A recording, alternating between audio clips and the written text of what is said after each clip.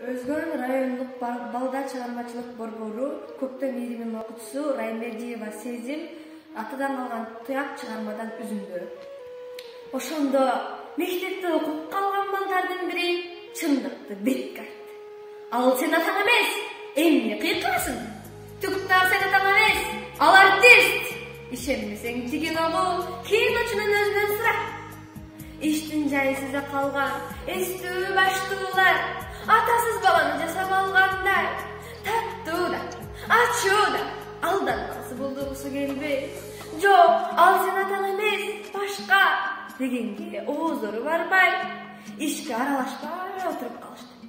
Тиги да аралашкан жок, аппарат намуш болуп жатты. Жок, ал менин атам болчу,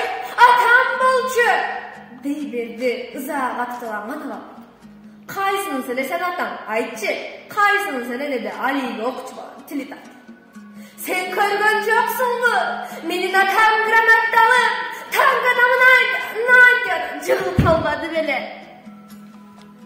Абалбек атасынын кантип отко учканын дал өзүндө көрсөтүп, анан экрандын сол четинде өлгөн жоокердей болуп жатып. Кашаардын ичиндегилер дуузу чыга түштү. Ой, булар түш турбайбы? Ой, жоруң түшкүн. Кашаардын ичиндегилер дагы бир азга дым басылды. Жеңгүл, деди алиги кино көргөн аял тооп алып. Анын үнү тим эле калп титиреп жиберди.